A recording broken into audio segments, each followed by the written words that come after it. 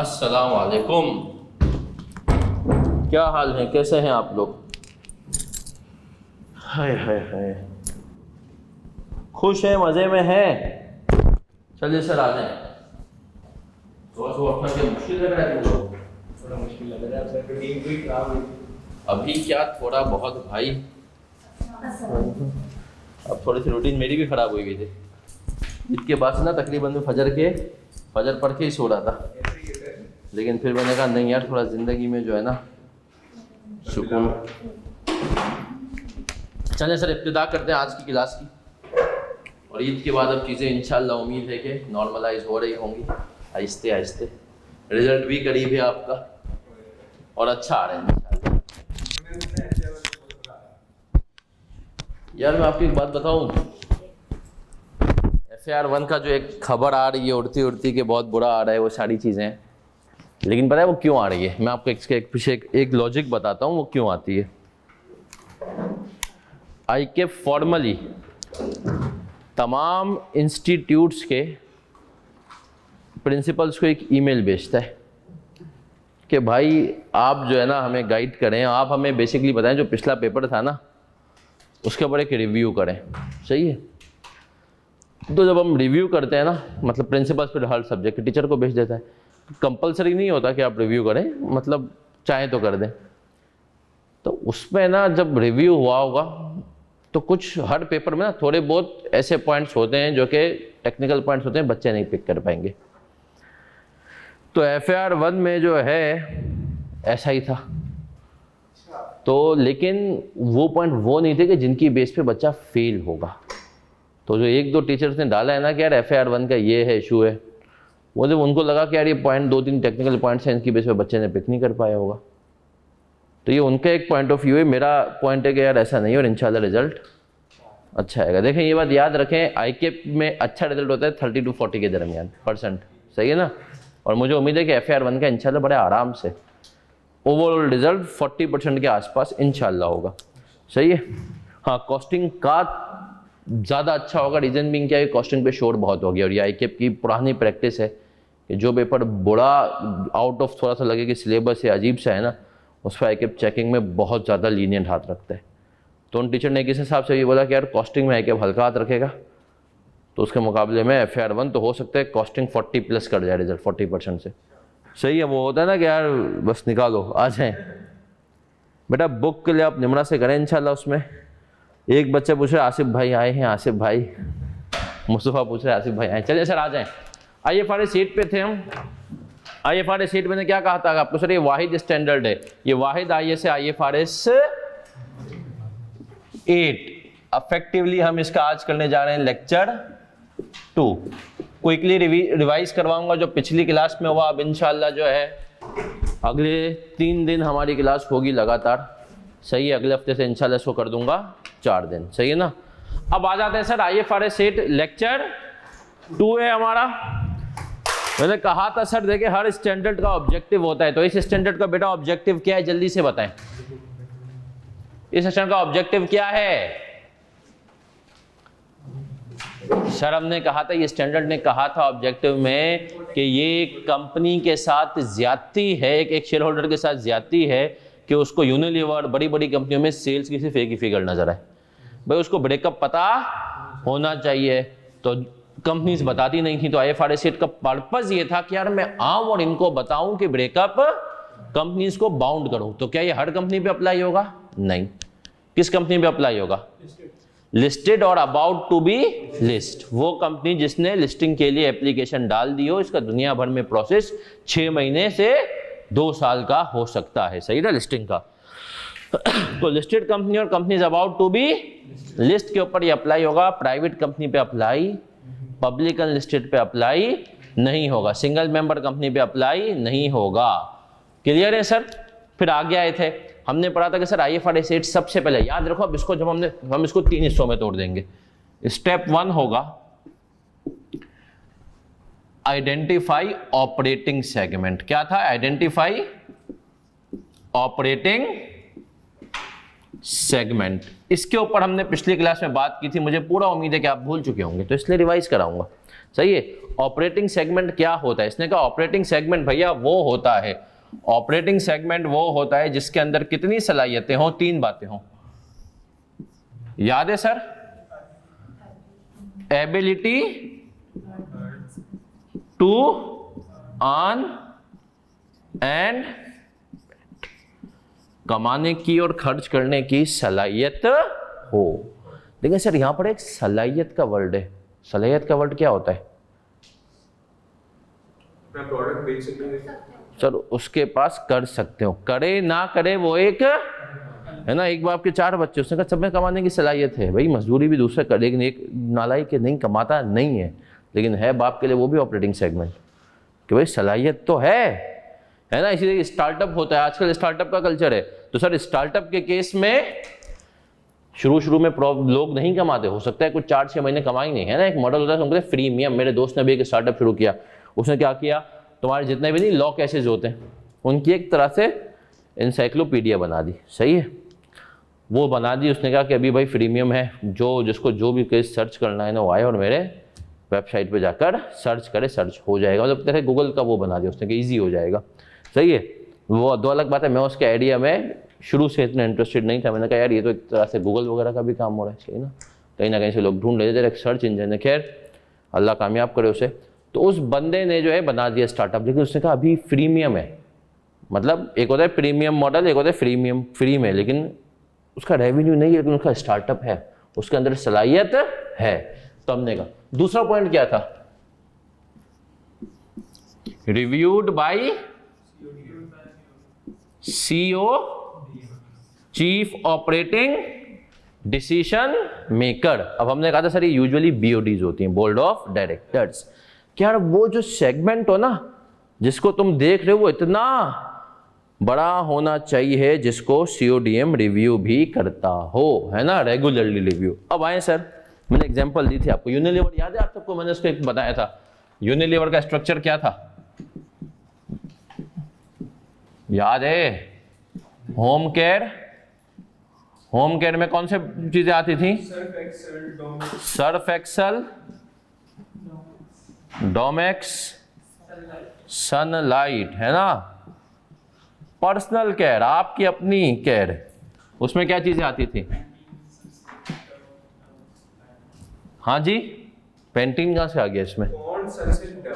Pond's, pentene तो उसका है पीएनजी का, सनसिल्क, डव। और बताएं सर तीसरा क्या था? रिफ्रेशमेंट्स। और रिफ्रेशमेंट्स में क्या 2 चीजें आती थी? फूड्स और आइसक्रीम एंड टी। याद है सर? फूड्स में इनके ब्रांड्स कौन से थे? कनौर, रफान, है ना। मैंने बताया था ग्लूकोज डी भी इन्हीं का ही है, सही है। कभी डब्बा देखना उसका तो उस पर लिखा होगा प्रोडक्ट ऑफ यूनिलीवर। इसके बाद टी 2 थे इनके, बताएं? लिप्टन एंड सुप्रीम, है ना। और आइसक्रीम तो आपको बताइए वॉल्स, और वॉल्स के अंदर फिर मल्टीपल ब्रांड्स है ना। कौन सा खाते हो सबसे ज्यादा? जेड स्पॉट आ रही है आजकल? मेरे ख्याल नहीं आ रही है। अब एकदम से गुड़बत से अमीर आ जाए जेड स्पॉट, मैग्नम, कॉर्निटो, है ना, फीस, जो भी आप नाम दें, ये यूनिलीवर। देखें यूनिलीवर इसलिए लिखवाता हूँ, समझना सबसे आसान है, सही है ना। अब मैं आपको बताऊँ सर, ये तो वो मशहूर ब्रांड है जो आपके साथ इनको सीओडीएम रिव्यू करता है। आपको पता है यूनिलीवर ना किसी ज़माने में एक तेल भी बेचता था। नहीं, डाल्डा के अलावा यूनिलीवर का एक रफान का कुकिंग ऑयल होता था, सही है, रफान कुकिंग ऑयल। लेकिन यूनिलीवर खुद उससे परेशान था और उसको बंद कर चुका वो। क्यों? क्योंकि सर उसकी सेल एक तो बहुत कम हो गई ना, उनका वो फोकस एरिया था, उसको मैनेजमेंट तेल की बड़ी अजीब सी होती है। दूसरा, यूनिलीवर की खुद प्रोडक्शन नहीं थी, उनको इंपोर्ट करना पड़ता था। इंपोर्ट करके बेच रहे थे तो उनके मार्जिन भी कम थे। तो जब सीओडीएम जो है ना फैसला कर चुका था कि यार इसको तो बंद ही करना है, जब उसको फैसला हुआ 1 साल बाद, तो जब उन्होंने सोच लिया कि इसको बंद करना है, और उसके बाद फिर उसकी जो रिजल्ट है ना उन्होंने वो देखना भी छोड़ दिए, रिजल्ट देखना भी छोड़ दिया। अम्मा अब्बा ने सोच लेना कि ये बच्चा तो फारिग है, उसके ऊपर तवज्जा। अब वो बेचारा कोशिश कर रहा है अपनी, सही है, कुछ ना कुछ करने की, लेकिन अम्मा अब्बा ने जब दिमाग बनाया कि फारिग है, इसको जो है ना जिंदगी भर हमें ही जो इसके खर्चे उठाने हैं, तो फिर उसके ऊपर तवज्जा कम। तो वही वाला सीन था। तो फिर वो जो उनका ऑयल था रफान का, वो ऑपरेटिंग सेगमेंट से डेफिनेशन से हट गया। इसी तरीके से यूनिलीवर ने, मैंने बताया, एक और शैम्पू लॉन्च किया था, टोनी एंड गाई। किया पहले क्वार्टर में, रिजल्ट समझ में आ गया कि यार ये पाकिस्तानी अवाम में नहीं चलेगा, तो उसको भी क्या कर दिया, उसको भी देखना छोड़ दिया, बोला इसको अब बंद ही करना है ना, जो स्टॉक है वो निकालो। वो भी नहीं बिका, फिर उन्होंने फ्री में एम्प्लॉइज को बांटा, तो हमें भी मिला था, सही है, हमें भी मिला, तो हमने भी बोला यार वो मजा ही। चले तो सर ये यूनिलीवर अच्छा, तो रिव्यूड बाय CODM, बोर्ड भी उसको देखता, उनके लिए भी इंपॉर्टेंट चीज हो। ये सारी एंड वाले पॉइंट्स है ऑपरेटिंग सेगमेंट के। Ability to earn and spend हो, CODM भी। तीसरा क्या है सर, उसकी अवेलेबल हो क्या, डिस्क्रीट फाइनेंशियल। इसका मतलब क्या है भाई, अलग से डेटा सर उसके प्रॉपर बुक्स मेंटेन होते हों, अलग से उसका डेटा मेंटेन कंपनी करती हो, है ना सर। और यूजुअली जब रिव्यू करते हैं CODM, तो ये वाली चीज़ तो नेचुरल ही है ना सर, इसी को तो रिव्यू करते हैं। मैंने आपको एग्जांपल इसमें दी थी, जॉइंट एंड बाई प्रोडक्ट्स, सही है सर। एक मीट वन है, मीट वन है, तो मुझे बताएं मीट वन का असल काम क्या है, गोश्त। लेकिन सिर्फ गोश्त निकलता है, चर्बी भी निकलती है, चर्बी निकलती है, लेकिन चर्बी को वो एक अलग से चर्बी और जो बाकी उसकी ओजरी वगैरह जो चीज़ें होती है ना, उन सबको वो अलग से एक साथ स्क्रैप सेल्स रिकॉर्ड करते हैं, उसके ऊपर कोई अलग से उसके अकाउंट्स नहीं, बुक्स नहीं बन रही होती हैं। असल जितना भी चीज़ होती है वो गोश्त की बुक्स बन रही होती है, मीट की डे बुक्स बन रही होती हैं। तो सर डिस्क्रीट फाइनेंशियली तीनों बातें हुई, तो क्या हो गया। अब यूनिलीवर ने एक बात बोली, बोला यार हमारे तो 21-22 ब्रांड है ये पाकिस्तान में, और पाकिस्तान से बाहर तो उनके 41-42 है। यार 21-22 ब्रांड की सेल्स बताना, कॉस्ट ऑफ गुड्स सोल्ड बताना, तो आप सोचें अभी फाइनेंशियल स्टेटमेंट्स की बुक इतनी बड़ी होती है, अभी यार वो तो इतनी बड़ी हो जाएगी, यार हम तो पागल हो जाएंगे यार।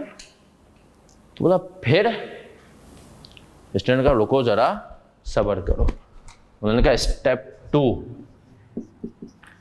टू क्या है, एग्रीगेशन क्राइटेरिया।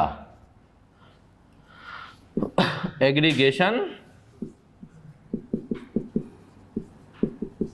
एग्रीगेट कर दें। अब सर एग्रीगेट का मतलब क्या होता है, बताएं जी। मिला दें। स्टैंड का देखो यार, तुम्हें माना कि हम तुम्हारी जो है ना ये डिमांड बिल्कुल सही है। हैंड आउट किस किस के पास नहीं है,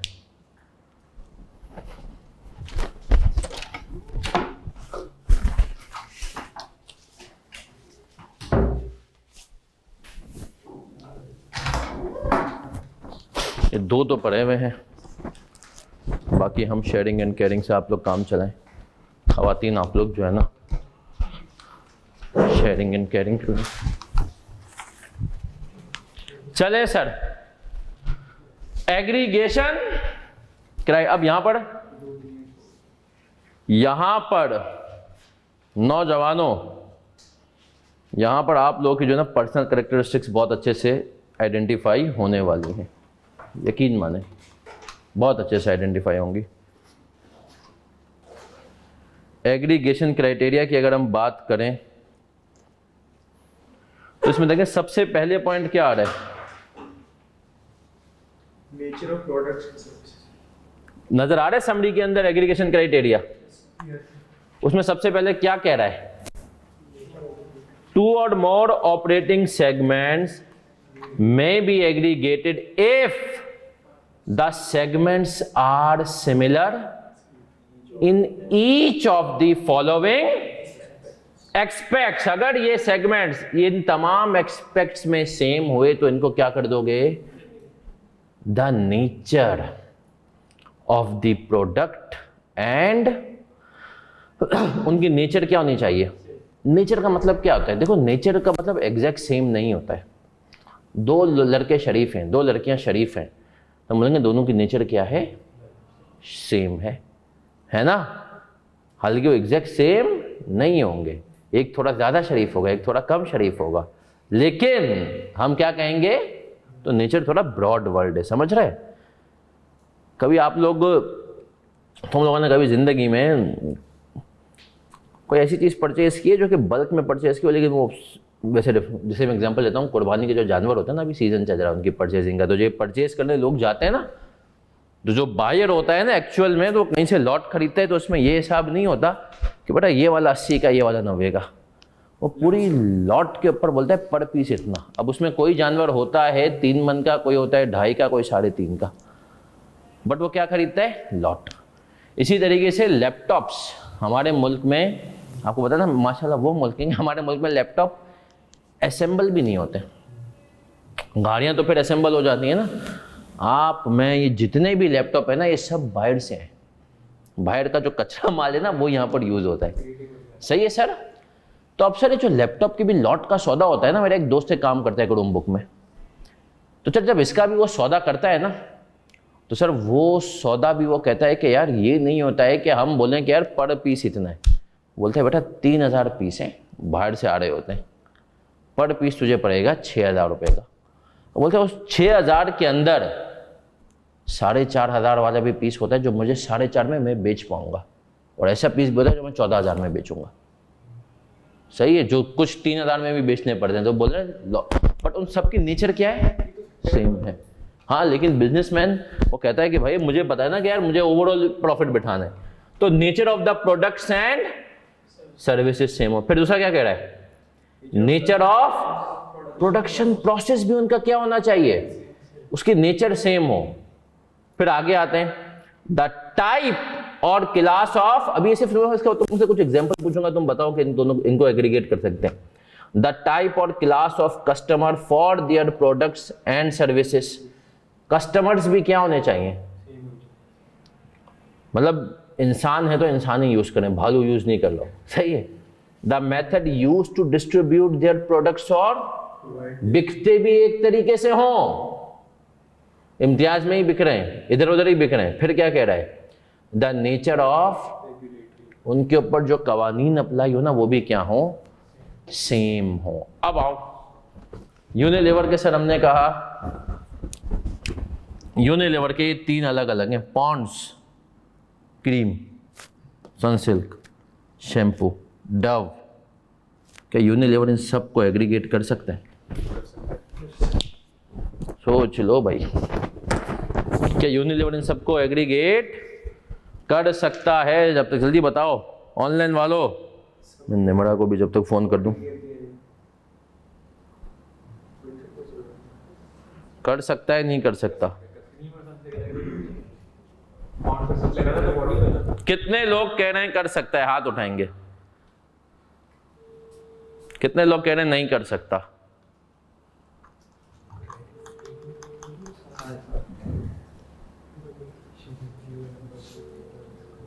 फिर सोच लो बेटा, ये बड़ा यहां से देखो कॉन्सेप्ट बन रहा है ये।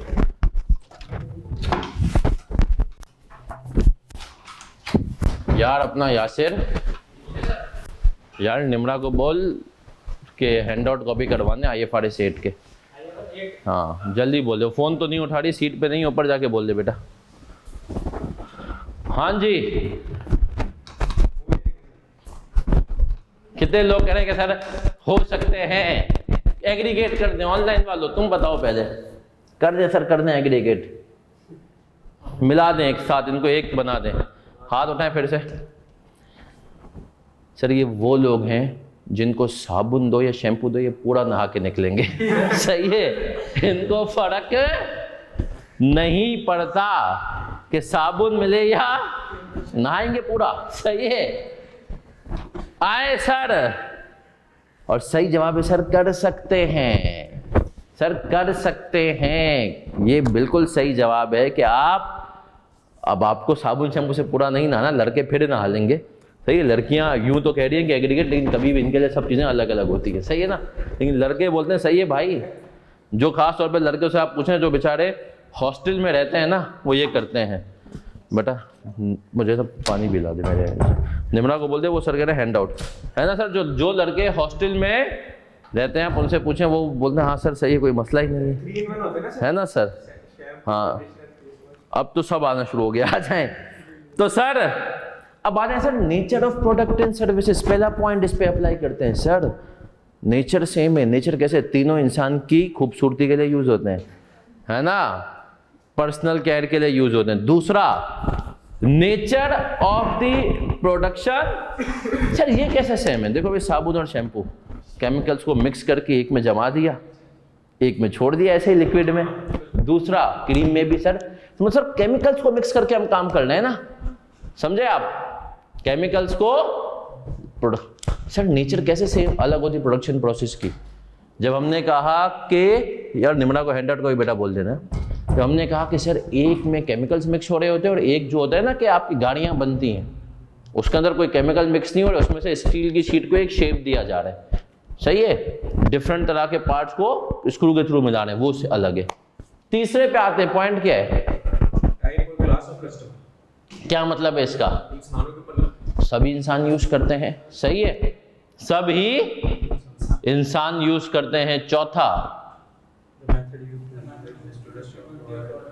सर, सभी इम्तियाज के थ्रू या स्टोर डिपार्टमेंटल स्टोर्स के थ्रू। अच्छा मैं आपको इसका जरा समझा दूं। आपको क्या लगता है कि सर ये कंपनीज डायरेक्ट सेल्स करती हैं इम्तियाज वगैरह को? सर याद रखें, हर कंपनी का एक होता है डिस्ट्रीब्यूटर, एक या एक से ज़्यादा। डिस्ट्रीब्यूटर क्यों करती है कंपनी सेल? इसको भी ज़रा समझो, तुम हसान खाने के स्टूडेंट हो, बिजनेस सेंस हो तुम्हारे दिमाग में। नहीं सर, कंपनी कहती है भाई देख मैंने बना दिया, तुझे बेच रहा हूँ, मुझे कैश दे दे। क्योंकि आप देखो इम्तियाज़ बहुत बड़ा हाथी हो गया। इम्तियाज़ बोलता है बेटा कैश तो नहीं दूंगा, मेरे पास से तेरा प्रोडक्ट अब इस तरीके से बिकता है ना। तो इम्तियाज़ बोलता है मैं कैश नहीं दूंगा, मैं तो पैसे दूंगा 2 महीने बाद, 1 महीने बाद। अब कंपनी कहती है कि यार इन सब झंझटों में, कंपनी कहती है मेरा माल आज तैयार है, कैश दो, माल लेके जाओ। तो इसके लिए आ जाते हैं डिस्ट्रीब्यूटर्स। मशहूर डिस्ट्रीब्यूटर पाकिस्तान के अंदर 2 हैं, वैसे तो बहुत सारे, 2 हैं, प्रीमियर और अबू दाऊद, सही है, प्रीमियर और अबू दाऊद। प्रीमियर के पास बहुत सारी कंपनीज की हैं छोटी मोटी की, लेकिन अबू दाऊद जो वो स्पेसिफिकली पीएनजी का काम करता है, प्रॉक्टर एंड गैम्बल का। तो ये इनसे माल खरीदते हैं, फिर इनकी जिम्मेदारी होती है कि इम्तियाज हर जगह दें, सही है ना। तो हमने कहा यूनिलीवर के जितने भी प्रोडक्शन है वो ऐसे ही बिक रहे होते हैं। आखिरी पॉइंट क्या है सर? पाकिस्तान में जो कवानीन है, सही है, कॉस्मेटिक्स के वही अप्लाई हो रहे हैं सबके ऊपर, है ना, वही अप्लाई होने, पाकिस्तान के कवानीन अप्लाई होने। तो यहाँ तक हम क्लियर हैं। एक और एग्जांपल, CA CCA KNS के लिए। अब ये भी आप लोग बताएंगे, मैं नहीं बताऊंगा, लेकिन आप लोगों ने बताना है। सर CA ACCA, क्या KNS CA और ACCA को एक कर सकता है? ये देखें, एक आदमी कह रहा है कि सर मैंने एक दिन कार शैम्पू लगा दिया था, लड़के ये भी कर दें, सही है। बड़ा कभी किसी दिन किसी जानवरों का खाना नहीं खा लेना, आ जाए। हाँ जी बताएं कि ऐसी से सी हो सकते कंबाइन? पहला nature of product and service, हाँ भाई, नेचर ऑफ प्रोडक्शन, नेचर भी सेम है, पढ़ाने दोनों में भाई सब्जेक्ट हैं। दूसरी बात प्रोडक्शन प्रोसेस भी सेम है, टीचर जाके पढ़ाते हैं। तीसरा क्या था? क्लास ऑफ इंसानों को ही पढ़ाते हैं। चौथा method use to distribute, physical भी है ऑनलाइन भी है। पांचवा सर ये अलग अलग है, ये अलग अलग हैं, ये अलग हैं। अब सर आए यहाँ पर जरा समझें, सर हैं तो अलग अलग, लेकिन क्या दोनों की नेचर सेम है? हाँ सर, ACCA भी ये बोलता है कि भाई आपके इतने पेपर्स हैं और इतने आपको ये कंट्रोल्स होने चाहिए बच्चों के ऊपर, ये रिजल्ट होना चाहिए। ICAP भी यही कहता है, सही है। तो सर ICAP और ACCA बॉडीज अलग अलग है, लेकिन ये नहीं कहा है कि भैया कि आपका दोनों सेम होने चाहिए, भैया उनकी नेचर सेम होनी चाहिए। तो ICAP, ACCA, ICA में इनकी नेचर क्या है? सही है सर, सब सर्टिफिकेट प्रोवाइडिंग बॉडीज हैं। तो जब इनकी नेचर सेम है तो हमने कहा CA ACCA भी KNS क्या कर सकता है? कंबाइन। अब एक सवाल पूछूं, KNS में CA ACCA है, एक और चीज़ भी है, कॉलेज। एग्जाम्पलर। एग्जाम्पलर को क्या कंबाइन कर सकते हैं हम? क्यों सर? रेगुलर वहां पे क्या बना? HEC, वहां पर क्या आ जाती है? और HEC के कवानीन बहुत अलग है। CAC से दोनों कहते हैं 50 नंबर पे पास, है ना? और अलग चीजें हैं उनके, सारी चीजें हैं ना, बॉडी उनका प्रॉपर ऑडिट वैलिड। HEC बोलता है नहीं भाई 50 नंबर पे पास है नहीं। अभी मेरी बात हो रही थी ताबानी साहब से, उन्होंने माशाल्लाह वो कर लिया ना, आगा खान बोर्ड वाला भी ले लिया अपने पास इंटर। बोले ना क्यों लिया? बोले यार सर ये इंटर वाले जो ना ये ब्लैकमेल करते थे। बोले थे बच्चे जो हैं आपके बच्चों ने सर परफॉर्म तो बहुत अच्छा किया है और पोजीशन बन रही है इंटर में, देंगे नहीं पैसे। इंटर बोर्ड में पोजीशंस बिकती हैं और एक खरीदता कौन है? बच्चे नहीं, कॉलेजेस। कौन? तभी आप देखेंगे आपको रिसेंट पोजीशन जो है ना गवर्नमेंट, हालांकि गवर्नमेंट का बच्चा भी कोई इतना अच्छा पढ़ के ला सकता है, लेकिन गवर्नमेंट के बच्चों की नहीं मिलती। प्राइवेट कॉलेजेस के बच्चों की क्यों मिलती है? क्योंकि वो कॉलेज अफोर्ड कर सकता है।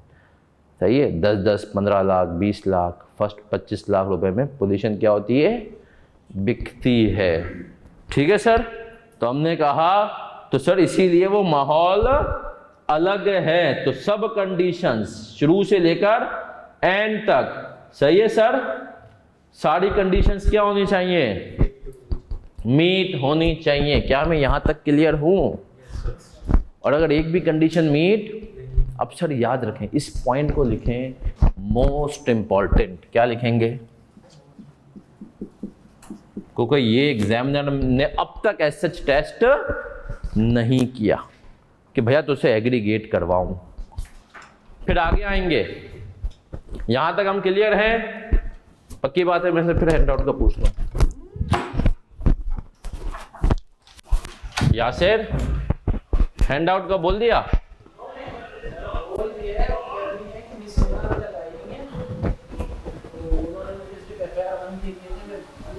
कौन कह रही?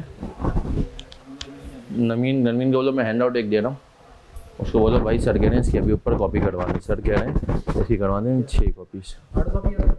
हाँ जब तुम में से है एक हैंडआउट है या तुम लोग सब वो उसमें चल रहे हो? एक है ना, एक दे दो।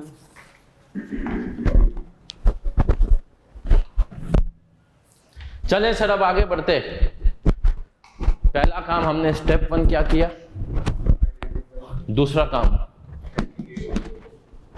अब आते हैं स्टेप 3 के ऊपर। देखें अब तक जो है ना चीजें, अब हम आ जाएंगे प्रैक्टिकलिटी के ऊपर। सवालात में जो है ना, सवालात के ऊपर आ जाएंगे।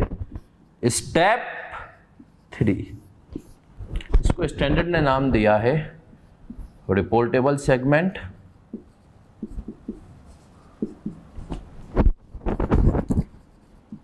या क्वांटिटेटिव थ्रेशोल्ड। अब सब बच्चे सुनेंगे सर इसको बहुत ही ज्यादा गौर से। यूनिलीवर ने सर क्या किया? यूनिलीवर ने अपने सिर्फ 3 ही सेगमेंट छोड़े, होम केयर, पर्सनल केयर और यूनिलीवर का इससे ज्यादा हमारे बनते ही नहीं है। हमने एग्रीगेट कर दिया है ना। अब सर सुनिएगा, यूनिलीवर ने कहा कि यार ये 3 हो गया, अच्छा अब इन तीनों की हम सेल्स बेस डिस्क्लोज कर देते हैं। स्टैंडर्ड ने कहा नहीं, रुको जरा, सब्र करो। बड़ा इतनी भी क्या जल्दी है? स्टेप 1 तूने आइडेंटिफाई कर लिया ऑपरेटिंग सेगमेंट। यूनिलीवर ने कहा मेरे 21 ब्रांड है, 21 ऑपरेटिंग सेगमेंट है। स्टेप 2 इनको क्या कर दे? मर्ज कर दिया 3 में। मतलब अभी भी डिस्क्लोज नहीं कर, अभी आखिरी राउंड बाकी है। उसको क्या कहते हैं? क्वांटिटेटिव। बोले क्राइटेरिया बता रहा हूं। अब जो तेरे ये 3 बचे हैं ना, ये इस क्राइटेरिया पे अगर पूरे उतरेंगे तब तो इनको तो अपने पास रिपोर्ट करेगा। मतलब इनकी sales, cost of goods sold वगैरह सब अलग अलग बताएगा, इनके एसेट्स अलग बताएगा। लेकिन अगर उस क्राइटेरिया पे भी ये पूरे नहीं उतरे तो उनको अलग से डिस्क्लोज नहीं करेगा। अब आ जाएं, क्राइटेरिया क्या है? Quantitative threshold. इसकी वो क्या होगी? Principal FM fast moving consumer goods बेचते हैं। आ जाएं सर, क्वांटिटेटिव थ्रेशोल्ड अब आपको नजर आ रहा है? समरी में नौजवानों उसको पढ़ते हैं। Information is required to be disclosed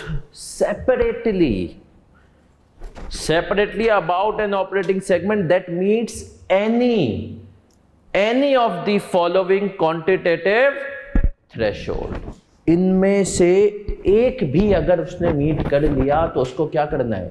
अब यहां पर एंड वाली कंडीशंस, यहां पर क्या कंडीशन है सर? एनी, कोई एक भी अगर उसने मीट कर लिया तो भाई क्या कर? उसको रिपोर्ट कर दे, उसको डिस्क्लोज कर दे। सही है।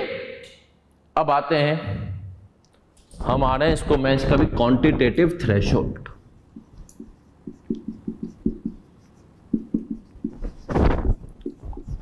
थ्रेशोल्ड पहला क्या है? रेवेन्यू। सब बच्चे इधर देखेंगे, इसने कहा रेवेन्यू का थ्रेशोल्ड पे आते हैं। क्या कह रहा है? बोल रहा है its reported revenue including both sales to external customers and inter segment sales और transfers is 10% or more of the combined revenue, internal and of all operating segments।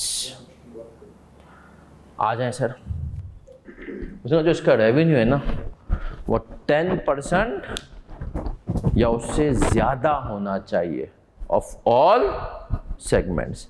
Sir ये तो समझ में आ गया भाई, रेवेन्यू तो रेवेन्यू ना, एक सेगमेंट यूनिलीवर के अगर हमने कहा हम पर्सनल केयर की बात करते हैं, मतलब टोटल यूनिलीवर के जितने भी सेगमेंट्स हैं उनके रेवेन्यू का पर्सनल केयर का रेवेन्यू 10% या उससे ज्यादा होना चाहिए। मानते हो? यहाँ पे इंटरनल सेल्स का मतलब क्या होता है? तुम लोगों के पास कॉस्टिंग में अभी ट्रांसफर प्राइसिंग है? नहीं है, नहीं है ना?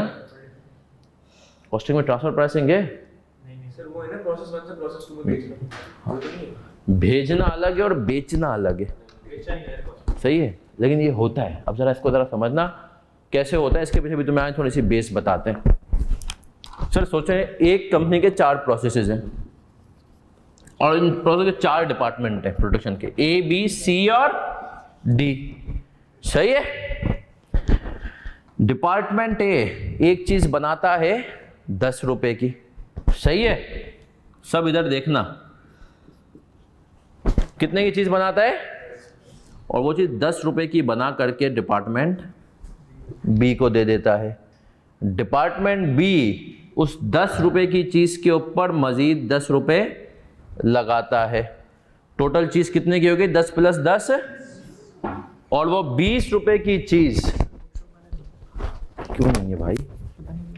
निम्रा को बोल, वो नहीं है पर वो जो है क्या नाम है, मुबशिर था, कब तक आएगा? बोल 5-6 कॉपी हैं। नरमीन को बोल सर कह रहे हैं पीछे से करा क्या जाए, टीवी से कि वहाँ से आए सर। 20 में दे देता है, ऐसा ही है।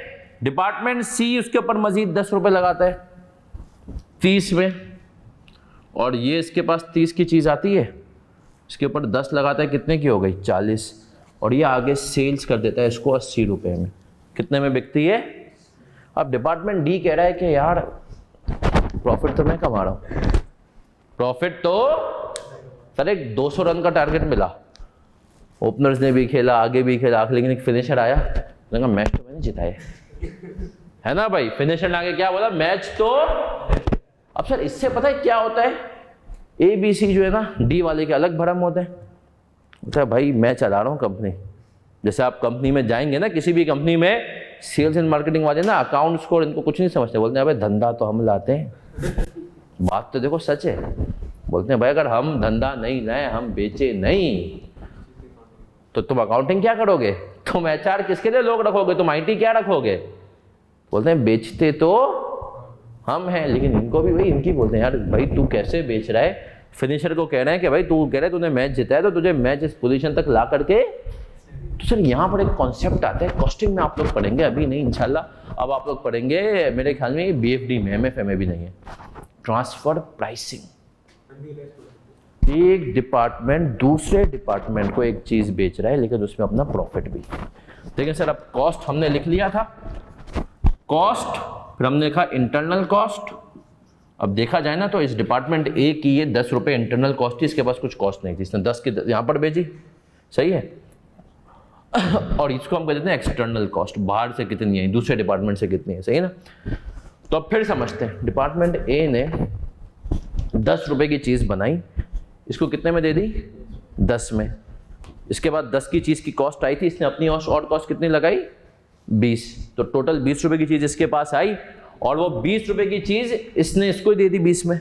इसने मजीद 10 लगाए, 30 रुपये की चीज़ इसको दी, 30 के इसके 40 की चीज़ हुई, लेकिन इसने 40 की चीज़ को कितने में बेच दिया आगे। और डी खुश हो रहा है कि 40 रुपये। अब कंपनी ने कहा ऐसा नहीं होगा, मतलब डिपार्टमेंट देखो कहा तू भी 20 से प्रॉफिट चार्ज कर, तू भी 20 से। डिपार्टमेंट ने कहा बढ़िया। डिपार्टमेंट ने कहा भाई मैं अपना प्रॉफिट रखूंगा 10 रुपये की चीज़ के ऊपर, कितना। अब डिपार्टमेंट बी के पास 10 + 10 कितने की चीज़ आई, 20 की चीज़ आई, उसने मजीद कितने लगाए और फिर उसने भी प्रॉफिट कितना रखा।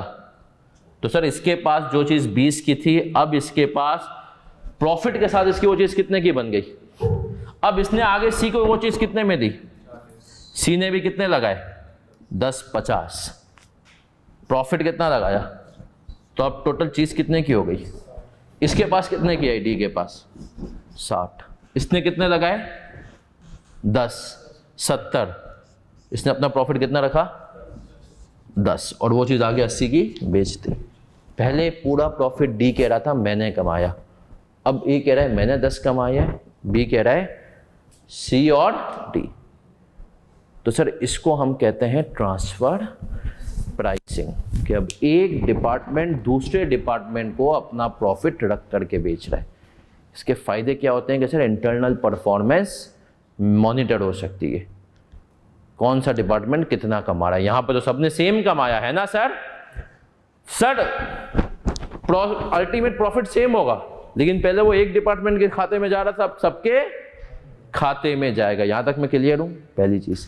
दूसरी इंपॉर्टेंट बात, तो यहां पर जो इसने कहा ना इंटरनल सेल्स, तो इंटरनल सेल्स का मतलब ये है ये 20 रुपए इंटरनल सेल्स है, ये 20 रुपए जो ए किसको कर रहा है, बी को कर रहा है ना सर, कि जो एक डिपार्टमेंट दूसरे डिपार्टमेंट को सेल्स कर, देखा जाए ना तो सर जो डिपार्टमेंट ए है ना इसकी कोई एक्सटर्नल सेल्स नहीं है, ये तो अपनी कंपनी में ही बेच रहा है ना, तो इसीलिए यहां पे वर्ड क्या यूज हुआ रेवेन्यू के लिए, इंटरनल सेल्स। तो पहला क्राइटेरिया क्या है कि रिपोर्टेबल सेगमेंट कब होगा, जब टोटल रेवेन्यू इसका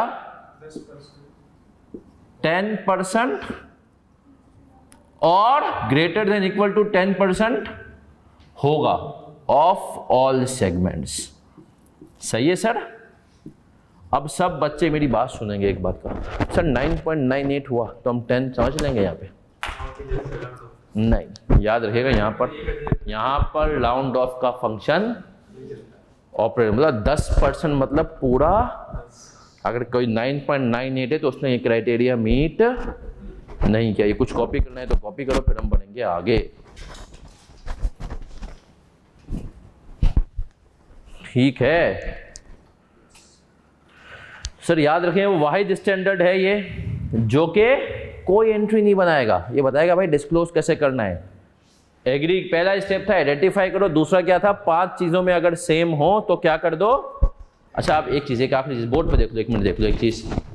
सर एग्जामिनर बहुत शरारती है, वो ये नहीं कहता कि डायरेक्ट के एग्रीगेट कर लो, सही है, वो उसके लिए एक वर्ड यूज़ करता है। वो वर्ड यूज़ होना तो तुम्हारा दिमाग को कि ये एग्रीगेट करवाना चाह रहे, वो वर्ड है सिमिलर इकोनॉमिक कैरेक्टरिस्टिक्स। क्या वर्ड है, सिमिलर। अगर एग्जामिनर ने कह दिया ना कि यार ये 4 सेगमेंट्स में सिमिलर इकोनॉमिक कैरेक्टरिस्टिक्स हैं, तो इसका मतलब है कि उसको चारों के अलग अलग वो जो 5 पॉइंट थे ना बताते हुए सुस्ती हो रही थी, तो उसने एक साथ पेल दी, उसने कह दिया कि क्या है ये सिमिलर, तू मर्ज कर दे।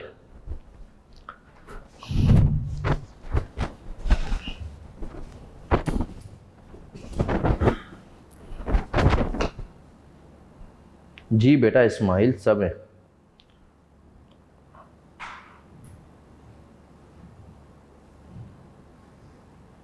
तो एग्जामिनर के जज्बात को समझो भाई,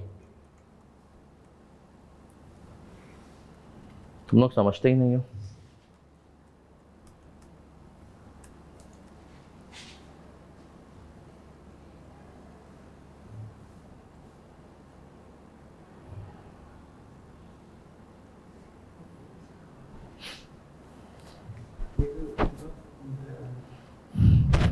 रिजल्ट कब है? 29 अप्रैल। जल्दी आएगा क्या? देखो पहले ये ना जल्दी वाले आपने सुना लोग अगर जल्दी आ जाता है ना, बड़ा जल्दी तब आता था जब रिजल्ट, पहले आपको पता है क्या होता था, और ये कोई 12-15 साल 2 साल पहले तक रिजल्ट फिक्स होता था मई के 2nd ट्यूसडे को और नवंबर के 2nd ट्यूसडे को। तो आईकेप ऑलरेडी रिजल्ट को क्या कर चुका है, पहले ला चुका है। 29 अप्रैल इज अर्लियर, तब और जल्दी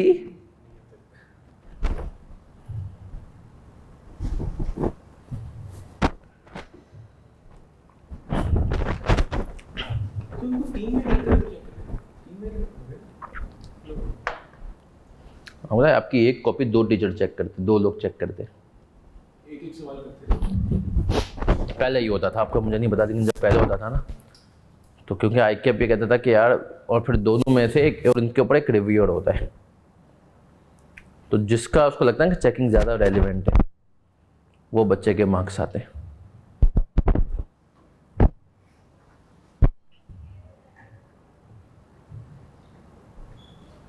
क्या हम क्लियर हैं सर यहाँ तक? फिर एक सवाल देखेंगे सर हम।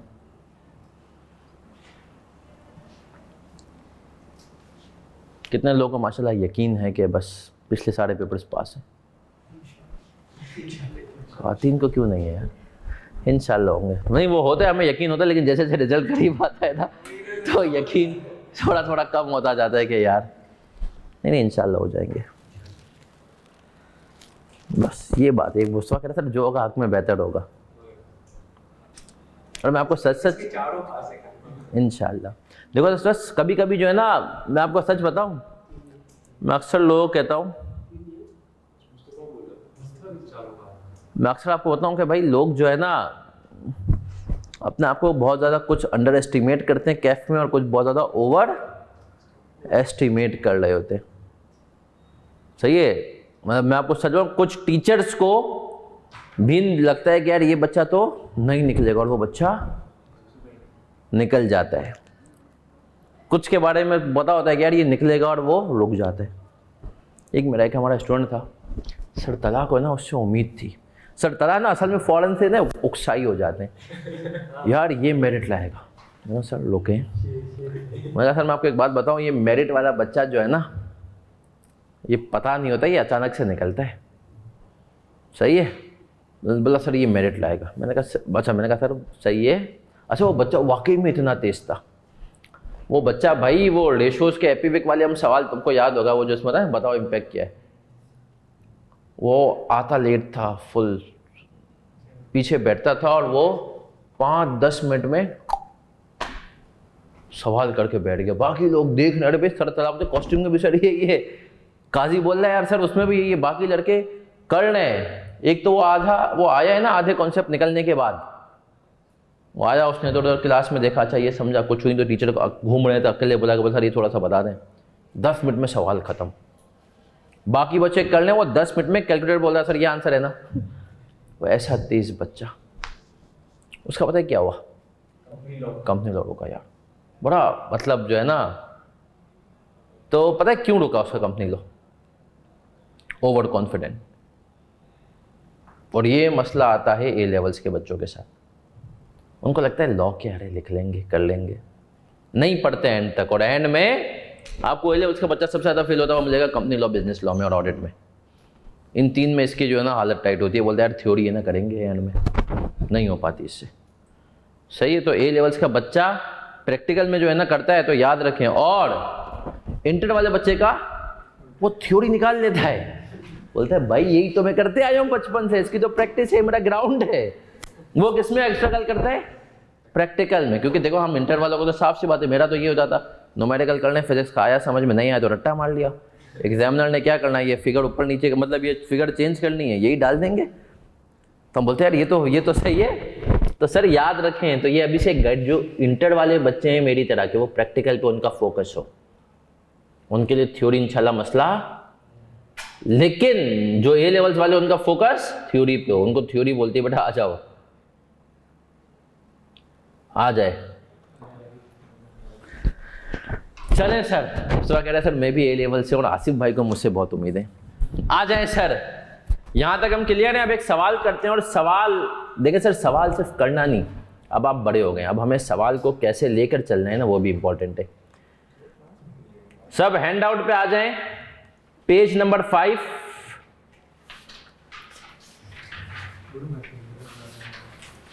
The following information relates to, पहुंच गए, कॉन्सेप्ट बिल्डर क्वेश्चंस हैं। ग्रुप में भी ये हैंड आउट है, नहीं है? होगा ग्रुप में भी। चलें सर,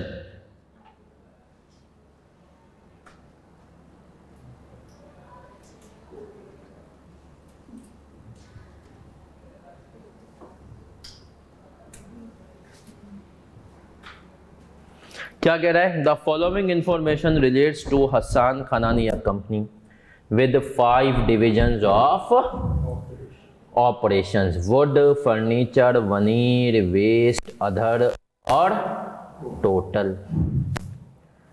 अब कह रहा है revenue from external, inter segment revenue, reported profit, total. Which of the following business divisions are reportable segment under IFRS 8? अब सब बच्चे सर इधर देखेंगे। इसने कहा भाई बताओ इनमें से किसको रिपोर्टेबल, देखो इसने ये बता दिया सारे ऑपरेटिंग सेगमेंट है, एग्रीगेट भी नहीं हो सकते, एग्रीगेट होना होगा तो तुम्हें बताएगा कि भाई ये इनके अंदर है, उसने कहा एग्रीगेट भी, सब अलग अलग दे दिए। रिक्वायरमेंट क्या है? मैंने आपको याद रखा शुरू में इसमें 3 तरह के सवाल आते हैं। पहला सवाल होता है कि आइडेंटिफाई करो रिपोर्टेबल सेगमेंट, दूसरा सवाल क्या होता है? डिस्क्लोज करो, और तीसरा सवाल होता है डिस्क्लोजर बना हुआ है क्या कर दो, गलती, और अगर ये एग्री मिल सकता है तो किसके साथ मिल सकता है? Final accounts. तो ये आपको पता हो। अब सर ये जो पहली तरह का सवाल है कि हमें क्या करना है, आइडेंटिफाई करना है क्या। अब सर इसको करने का तरीका सर ऐसा ही नहीं कि हम हर किस्म के, हमें कोशिश करनी है कि इस फॉर्मेट में करें कि हमारा टाइम बचे पेपर में। Time is important, passing marks approach का तकाजा है, तो इसका एक फॉर्मेट होगा, अभी कॉपी कोई नहीं करेगा। सब बच्चे टोटल रेवेन्यू निकाल लें। टोटल रेवेन्यू ओवरऑल कितना है हमारा?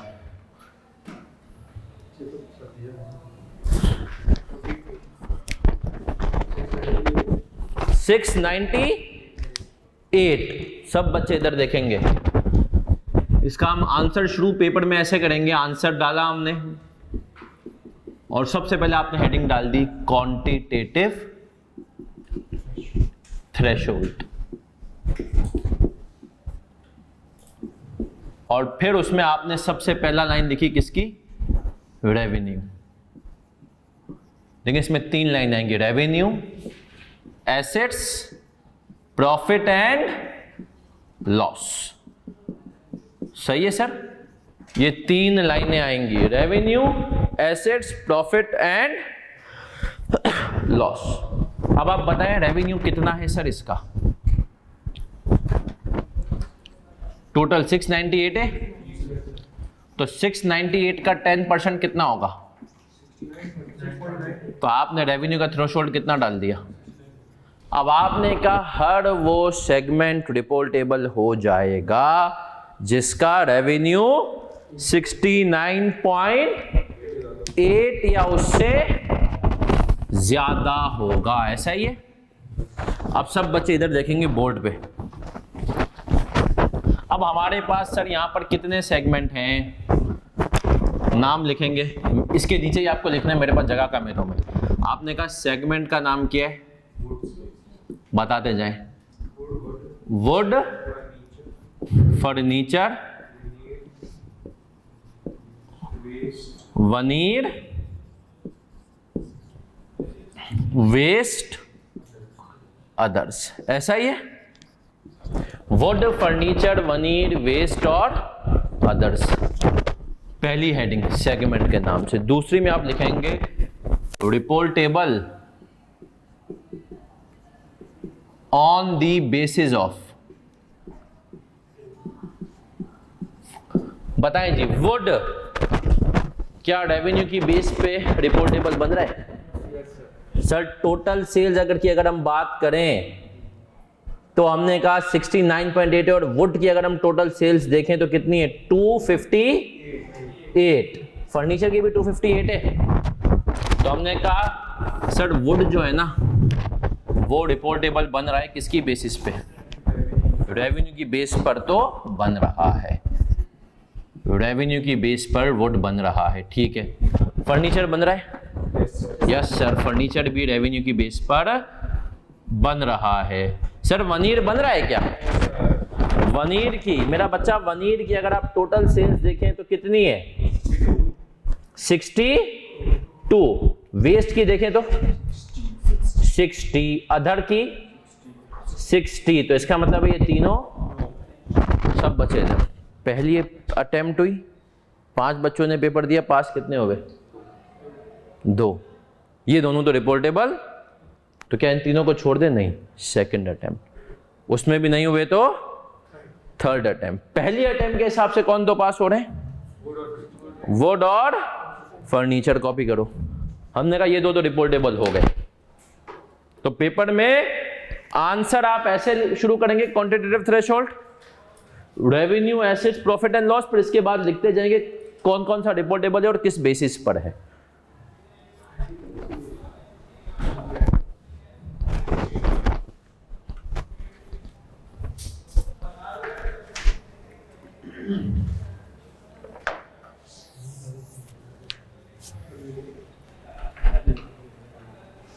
कल की क्लास में हम इंशाल्लाह इसका एक पास पेपर भी कर लेंगे। ये सिलेबस में कब आया सर? 2020 ऑनवर्ड। इससे पहले ये है फाइनल में होता था। आपके सिलेबस में ये टॉपिक ज़्यादा पुराना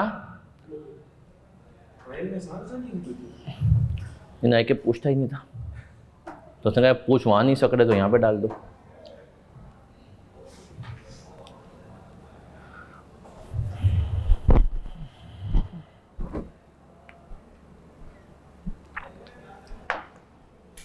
और आप समझे इंशाल्लाह ये जुम्मे तक खत्म है टॉपिक। लीजेस स्टार्ट करेंगे इंशाल्लाह। या तो 41 कराऊंगा या तो लीजेस। रिजल्ट का भी 29 को है ना, तो अगला हफ्ता और उसके बाद 25 को दिन क्या? मंडे, मोस्ट प्रोबेबली हाँ। फिर अगले हफ्ते में IS 41 ही करेंगे, क्योंकि उसकी 4 क्लासों में वो नहीं बढ़ जाएगा।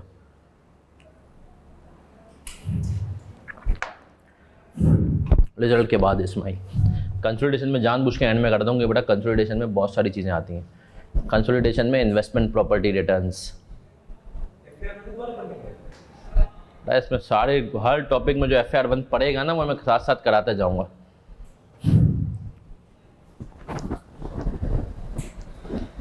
क्योंकि सर याद रखें FR 1 आपके सिलेबस में है। इनडायरेक्टली आई कैप ने कहा है कि मैं, और रेशियोज के ऊपर सवाल आ जाता है, मतलब सवाल ऐसा आता है 2 नंबर का MCQ कि लीज में मैंने ये काम कर दिया, बताओ गेयरिंग रेशियो पे क्या इम्पैक्ट होगा। कभी कभी गवर्नमेंट ग्रांट के ऊपर आ जाता है कि बताओ ये ग्रांट इसमें क्या होगा। मतलब FR 1 के IS वाली चीज़ें आती हैं और रेशियोज आता है और कुछ नहीं आता। मतलब तुझे NPO का सवाल नहीं आ जाएगा। चल भाई,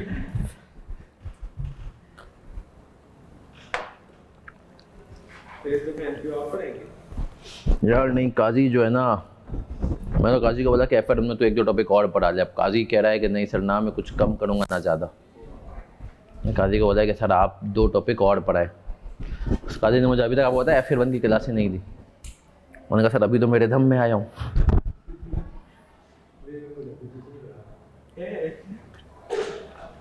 अभी तो उसने भाई वो बोला मैं अभी तो सर अगले हफ्ते से आप आइएगा। क्योंकि काजी जो है ना 16 बहुत मेहनत से करना।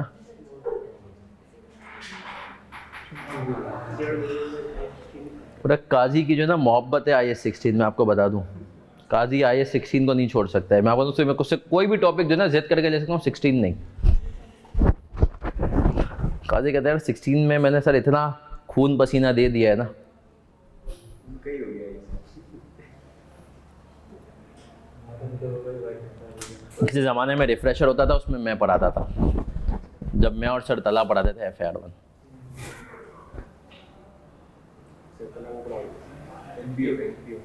NPO single entry. सर तला देंगे शुरू से जो है ना कॉस्टिंग टाइप के टीचर है, तो वो इस किस्म के टॉपिक्स में जो है ना वो करते हैं। आए सर बढ़े आगे। अब सर एक क्राइटेरिया तो हमने पढ़ लिया, फिर से आ जाए समरी पे। दूसरा क्राइटेरिया भी मिलता हुआ ये आखिरी पॉइंट पे हम आ जाएंगे, जो आखिरी वाला डैश है ना हमारे पास, इट्स एसेट्स आर और more of the combined assets of. उसने कहा जो इस सेगमेंट के एसेट्स है ना भाई, वो 10% या उससे ज्यादा होने चाहिए combined of all operating segments. अब आगे आते हैं, क्या कह रहा है भाई ये, अगर आप गौर से पढ़े मेरे प्यारे प्यारे बच्चों। सवाल पे आ जाओ फिर से, क्वेश्चन नंबर 1 पे। टोटल एसेट्स मुझे बताएं कितने हैं, दिए हुए, टोटल दिया हुआ भी क्वेश्चन नंबर 1 पे 10,000। तो अगर इसका 10% लें, 10,200 का 10% 1,020। इसने कहा भैया 1,020 के अगर ज्यादा के एसेट्स हैं तो वो अब आए सर। अब फिर से हम देखते हैं दूसरी अटेम्प्ट। देखें वुड और वनीर फर्नीचर पहली अटेम्प्ट में पास हो गए थे, फिर भी इन्होंने तफरी में दूसरी अटेम्प्ट भी दी। उन्होंने कहा देखते हैं हम इस दफा निकाल पाते हैं नहीं निकाल पाते, पास हो गए। और सर देखें इन्होंने इस दफा भी एसिड्स की बेस पे भी दोनों पास हो गए, है ना सर। तो हमने कहा ये रिपोर्टेबल रेवेन्यू की बेस पे भी थे, ये किसकी बेस पे, एसेट्स की बेस पर भी हैं। फिर आते हैं सर बाकी 3 चैंपियनों पे। वनीर, सर क्या वनीर एसेट की बेस पे रिपोर्टेबल हो रहा है? हाँ जी, नहीं। फिर आगे आते हैं, क्या वेस्ट हो रहा है? नहीं। फिर आगे आते हैं, क्या अदर्स हो रहा है? नहीं, ऐसा ही है। तो हमने कहा सर ना वनीर हो रहा है, ना वेस्ट हो रहा है, ना अदर हो रहा है, ऐसा ही है। अब आ जाएं, तो हमने कहा सर अब तक 2 अटेम्प्ट्स हो गई, ये दोनों ही पास हो रहे हैं, ये तीनों पास। तीसरी अटेम्प्ट क्या है? Profit and. लेकिन सर ये जो प्रॉफिट एंड लॉस वाली अटेम्प्ट है ये थोड़ी सी टेक्निकल है, इसको हम करेंगे इंशाल्लाह कल। लेकिन आपका होमवर्क के क्वेश्चन नंबर 2 और क्वेश्चन नंबर 3 उनको आपने इसी तरीके से करना है, बहुत ही ज़्यादा सिंपल है। हैंडआउट्स मुझे लगता है कल ही मिल पाएंगे आपको, अब सही है, लेकिन ग्रुप के अंदर है, नहीं तो मैं फिर से भिजवा दूंगा। अभी तक तो एक कंबाइंड ग्रुप चला रहे हैं मेरे ख्याल में, उसी में हैंडआउट, लेकिन मेरे ख्याल में आज कल में अलग ग्रुप बन जाएगा, सही है। यहाँ तक मेरा बच्चा क्लियर है हम? तो सर अगर आज की क्लास को क्विकली हम समराइज करें पूरा IFRS 8 को, सबसे पहले हमने कहा इसका ऑब्जेक्टिव क्या है कि अलग अलग सेल्स बताना। फिर हमने कहा कि ये किस पे अप्लाई होता है, कंपनीज लिस्टेड और फिर अब और आ गया, हमने कहा कि सर इसके अंदर आपको इसको 3 स्टेप्स में तोड़ना है। पहला स्टेप क्या था? आइडेंटिफाई करो कि भैया ऑपरेटिंग सेगमेंट है भी के। ऑपरेटिंग सेगमेंट के अंदर 3 बातें। पहली बात कि सर उसके अंदर सलाहियत हो अपना कमाने की, खर्च करने की। दूसरी बात CODM रेगुलरली रिव्यू करता, वो याद है ना, अपना कमाने की और खर्च करने की सलाहियत। डिफरेंट एग्जांपल्स हमने दी थी, है ना, यूनिलीवर के इतने सारे हैं। हमने कहा डिपार्टमेंट्स की बात करें तो ट्रेजरी डिपार्टमेंट होता है ना, उसके अंदर अपना कमाने और खर्च करने की सलाहियत होती है, बाकी जो है HR IT वगैरह नहीं होते हैं। फिर आगे बढ़े थे हमने कहा था CODM रेगुलरली। CODM कौन होता है? BOD। तीसरी बात क्या थी? उसके सर अलग से अकाउंट्स मेंटेन होते हो, सेल्स, कॉस्ट, एसेट वगैरह सब उसके पता हो कितने इस पे हैं। ये तीनों बातें नहीं तो हमने कहा क्या बन जाएगा? Operating segment. यूनिलीवर ने कहा भाई हम तो 22 सेगमेंट्स को डिस्क्लोज नहीं कर सकते, तो स्टैंडर्ड क्या एग्रीगेशन, जो एक जैसे उनको क्या करो। अब बोला एक जैसे, ये 5 बातों में क्या होने चाहिए? एक जैसे। पहली बात क्या थी इसमें? नेचर सेम होनी चाहिए। क्या होनी चाहिए? Nature same. जैसे हमने एग्जांपल दी, साबुन शैम्पू नेचर सेम है, इंसान की खूबसूरती के लिए यूज होते हैं। दूसरा, प्रोडक्शन केमिकल्स की जुगलबंदी से बन जाते हैं ना, एक को पिला दो एक को मिला दो सारी चीजें। तीसरा, कस्टमर्स की नेचर सेम हो, इंसान ही हो। याद रखें सर, मर्द औरत बच्चे सब ये इंसान ही कहलाते हैं, सही है ना। मैं आपको अभी से एक हिंट दे रहा हूँ, एक सवाल मैंने अभी चलो आपको बता निकल गया तो बता देता हूँ। एक मैंने सवाल लिया, कोई जो होगा उसमें एक सवाल है, उसमें मैंने लिख दिया कि यार ये 3 शैम्पू हैं और ये ना एक मर्द के लिए, एक बच्चों के लिए, एक उसके लिए। तो बच्चों ने उसको अलग अलग सेगमेंट, कुछ ने। मैंने कहा भाई इंसान की नेचर तो सेम है, सही है। फिर चौथा, हमने कहा sir time distribution channel same हो। जैसे मैंने कहा ना, यूनिलीवर सारी चीजें डिस्ट्रीब्यूटर्स के थ्रू बेचता है। पांचवा, रेगुलेटरी केनेस CACCA सेम है, इसमें रेगुलेटरी एनवायरनमेंट की भी नेचर सेम है, एग्जैक्ट सेम नहीं। CACCA के रूल्स एक जैसे ही हैं, है ना सर। HEC के, केनेस का कॉलेज कंबाइन नहीं हो सकता, उसके रूल्स क्या हैं, अलग हैं। फिर आगे बढ़े, हमने कहा कि सर एग्रीगेट कर दिया यूनिलीवर ने 3 में, अब डिस्क्लोज कर दे, बोला नहीं, अब क्या है, क्वांटिटेटिव थ्रेशोल्ड है। 3 है, उनमें से हमने 2 आसान वाले पढ़ लिए कि उस सेगमेंट का revenue total internal plus external. Internal में हमने कहा डिपार्टमेंट एक दूसरे को प्रॉफिट चार्ज करते हैं, उन सबको मिला करके क्या होना चाहिए, 10% और टोटल से। दूसरा हमने क्या पढ़ा कि उस सेगमेंट के एसेट्स, कंबाइंड एसेट कितने होने चाहिए, तमाम सेगमेंट के एसेट का 10% या उससे ज्यादा। तीसरा अभी हमने पढ़ा नहीं है। चलें सर अब आ जाते हैं आज के स्टोरी टाइम पे। अब सर जो आज का स्टोरी टाइम है, उस स्टोरी टाइम पे मैं आपको एक बात कहूँगा, बात करेंगे नशे के ऊपर। किसके ऊपर बात करेंगे? नशे। सर एक तो अपना नशा किसी भी किस्म का हो हराम है ना। और याद रखें सर, हाँ सिगरेट के ऊपर अगर बात करें तो सिगरेट के ऊपर लोग कहते हैं नशा नहीं है ना। नहीं नहीं बेटा, कभी जिसने पिए ना उसको पूछा करो, वो बोलते हैं उसके बाद दुनिया बहुत अच्छी लगती है, सही है। अब आए सर, लेकिन सिगरेट जो है ना सर, सिगरेट में लेकिन कुछ हार्डकोर जो उलमा हैं, अगर आपको बताओ ना, जिनमें आपको सऊदी और अहले हदीस से सिगरेट को भी हराम कहते हैं। बोलते हैं भाई ये जो है ना, क्योंकि एक नशा तो है ना, उसके बगैर अगर आप नहीं चल पा रहे हो दिमाग, तो सर यही अगर अहले हदीस भाइयों की डेफिनेशन के हिसाब से भी अगर हम देखें तो एक और नशा होता है। और लोगों को लगता है, मैं आपको एक केस, कल मेरे पास कुछ स्टूडेंट्स आए, मैं ना कभी होता है ना बच्चों को चीज़, तो मैं बोलता हूँ यार ऑफिस आ जाओ ना, मेरे ऑफिस, आप लोग भी कभी हो तो आप मेरा ऑफिस है गुलशन में आ जाए। उन्होंने कहा सर हम सिविक सेंटर के पीछे, सही है। बोला यार सर आपसे तो मिलना है और बहुत एक मसला है ये वो। मैंने कहा अच्छा भाई आ जाए। उनको मैंने ऑफिस बुलाया, तो 8 बजे ना, उसने सर बड़े ही अजब, अभी ये बात मैं आपको इसलिए सिर्फ नाम बताए बगैर तो इसलिए बता रहा हूँ ताकि आप लोगों की इस्लाह हो। खवातीन थी, सही है, 2 खवातीन थी, उनमें से दोनों बेस्ट फ्रेंड में से एक आई, वो अपनी दोस्त को लेकर के आई थी। और इत्तेफाक से दोनों ने मुझसे पेपर कोई भी नहीं पढ़ा था, सोशल मीडिया से जानती थी। एक सीए छोड़ चुकी थी, तो उसने बताया, बोला सर ये मेरी दोस्त ना पागल हो गई है। क्यों पागल हुई है? वही बात, किसी से बातचीत थी, 3-4 सालों से बातचीत थी, और अब वो बंदा जो है ना फुल इनको कटा रहा है, इतना कटा रहा है कि इनकी फैमिली तक को जलील कर रहा है। लेकिन ये खातून कह रही हैं कि मैं इसके बगैर सांस नहीं ले सकती। मैंने कहा बेटा देखें, एक बात याद रखें, कोई किसी के बगैर मैं नहीं मरता। मैंने कहा, उस बच्ची ने मुझे बताया कि सर मेरे अब्बा का इंतकाल हो गया था 2020 में। मैंने कहा जो आप अब्बा के लिए फीलिंग से, क्या वो उस आदमी के लिए जितना प्यार अब्बा से? बोलती है नहीं सर। मैंने कहा अब्बा के बगैर भी 4 साल हो गए, जी रही है ना। तो सर मैं आपको बता रहा हूँ, लेकिन वो मैंने कहा एक सिंपल सी एक बात मैं आपको बताता हूँ। देखिए सर ये एक बड़ी टिप दे रहा हूँ, आप लोग अभी माशाल्लाह छोटे हैं, लेकिन आपकी शादी होगी ना तो याद रखें, जब शादी होती है ना तो 2 पर्सनैलिटीज़ जो है ना वो आपस में इंटरेक्ट करती हैं, और उनमें से जो पर्सनैलिटी स्ट्रांग होती है ना वो जो है ना जिंदगी भर पर एक तरह से सॉर्ट ऑफ अपनी चला रही होती है, सही है। और यूजुअली ये खवातीन के अंदर सलाहियत होती है।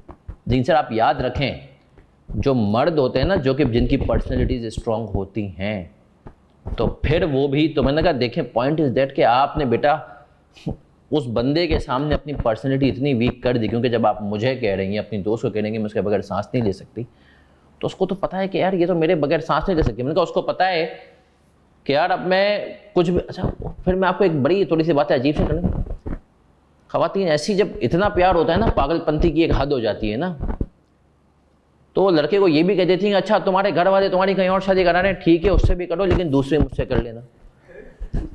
अब तो लड़का बोलता है यार ये तो है ही मेरे लिए। और सर ऐसा मैंने 2-3 केसेस देखे, सही है ना, वो बोलता है भाई ये तो है ही। तो सर आपने अपनी जो ना सेल्फ रिस्पेक्ट की धज्जियां उड़ा दी हैं, अब वो बंदा कभी भी वो नहीं। और सेम गोष्ट लड़कों का भी ये सीन होता है, सही है कि लड़के भी भाई इसी जब हो जाए ना। और मैं आपको इसमें एक और बात भी बताऊं कि सर लड़कों के साथ तो और बड़ा होता है, लड़कियों के साथ क्या होता है, इनके ना इमोशंस बहुत जल्दी स्विच होते हैं।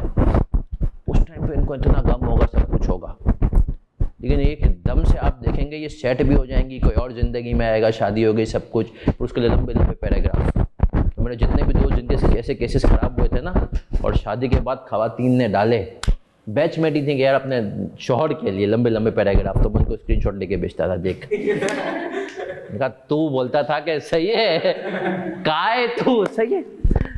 तो खैर पॉइंट क्या है सर, ये अल्लाह ने नेचर बनाई है। देखिए मैं आपको बताऊं, ये अल्लाह ने एक नेचर बनाई है कि आप, ऐसा नहीं है कि आप जो है ना सर, कोई भी होगा ना, कोई भी यार, आप देखें ना दुनिया, आप में से मतलब कम लोग होंगे जिनके दादा दादी नाना नानी ये चारों हयात होंगे, लेकिन आप देखें कि आपके अम्मा अब्बा बगैर उनके भी जी रहे हैं, और एक निज़ाम है कुदरत का। तो मैंने कहा कोई किसी के बगैर ज़िंदगी नहीं रुकती है।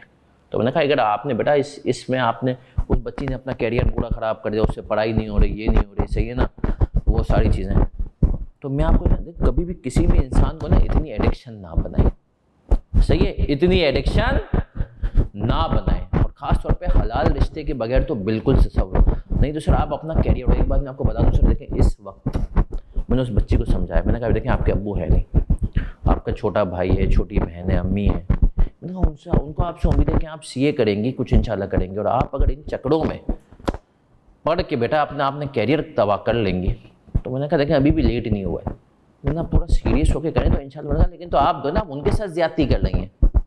और मैंने कहा देखें याद रखें ये सिर्फ, और एक किताब है आप पढ़िएगा, एटॉमिक हैबिट्स, सर वो उस किताब में बड़ा, आप कोई भी काम 21 दिन तक कर लेना, फिर वो आपकी आदत है।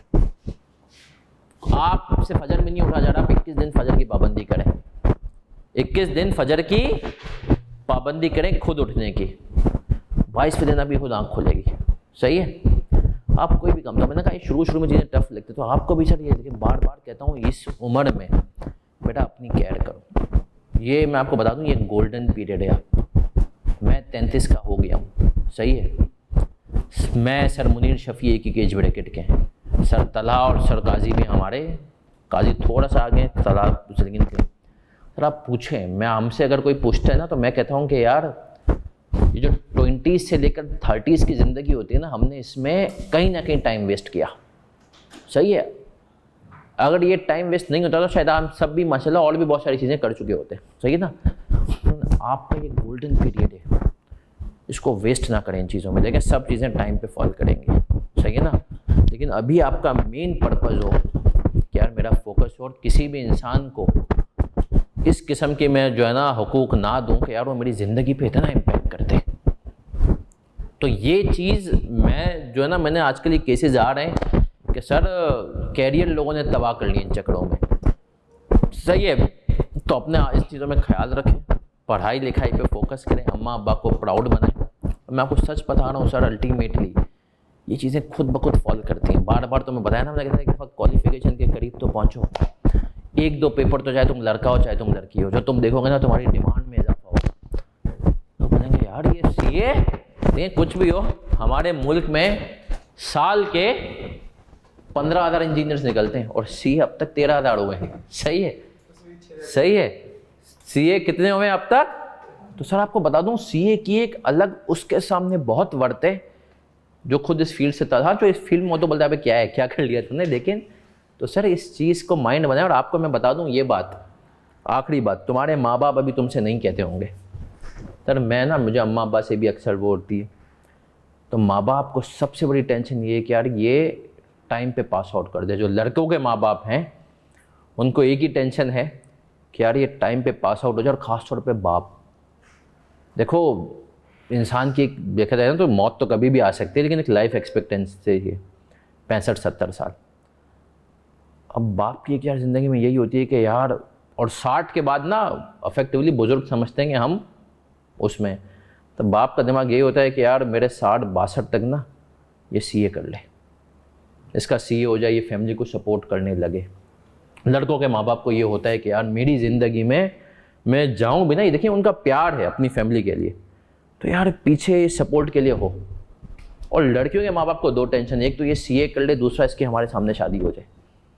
सही है, तो लड़कियों के ऊपर दो वो होती हैं और आपके ऊपर। और अब आप सोचें, अब माँ बाप बेचारे सोच रहे हैं कि यार ये कर ले, और ये यहाँ पर बोल रहा है मैं तो उसके बगैर सांस नहीं ले सकता या ले सकती, तो भाई हाँ वही तो कहना भाई, नहीं भाई वो शादी भी क्या फ़ायदा कि आपने इतना टाइम दिया। सही है, तो मैंने कहा कि भाई आप हजरात नहीं बेटा इस पर फोकस रखना, हम मिलेंगे इंशाल्लाह कल सेम टाइम, सुबह उठने की आदत डालो, ठीक है। सर एक बच्चा पूछ रहा है डिस्ट्रीब्यूशन चैनल डिफरेंट होने की एक आखिरी सवाल है, कोई एग्जाम्पल बता दें। चलें एग्जाम्पल बताता हूँ सर। कुछ टाइम पहले तक यूनिलीवर एक काम करता था कि जो उसके नॉन रनिंग आइटम होते थे ना, जैसे डोमिक्स, अब तो चल पड़ा, इतना नहीं चलता था है ना, उनको वो बेचता था डिस्ट्रीब्यूटर्स के थ्रू, और जो उसके रनिंग आइटम होते थे ना उनको डायरेक्ट डिलीवरी करता था इम्तियाज़ को, मेट्रो को। सही है ना, तो ये अलग अलग डिस्ट्रीब्यूशन चैनल हैं कि एक डायरेक्ट कस्टमर के पास डाले हो और एक आप उस पर अलग अलग हैं, तो ये होते थे अलग अलग। इसी तरीके से एक और एग्जांपल बताता हूँ मैं। सर एक कंपनी गाड़ियाँ भी बनाती है, टाटा ग्रुप है, सही है, गाड़ियाँ भी बनाती है, बहुत सारे प्रोडक्ट्स करती है। अब उनके जो सेगमेंट्स हैं उनके डिस्ट्रीब्यूशन चैनल क्या हो रहे हैं, अलग अलग हो रहे हैं। जो गाड़ियाँ होती हैं वो अक्सर डीलर के थ्रू बिकती हैं और वो सुपरमार्केट में बिकती हैं बाकी चीज़ें। तो सर ये आ गया अलग, ठीक है बच्चा। कल हम मिलेंगे इंशाल्लाह सेम टाइम, अपना ख्याल रखिएगा, अल्लाह हाफिज़।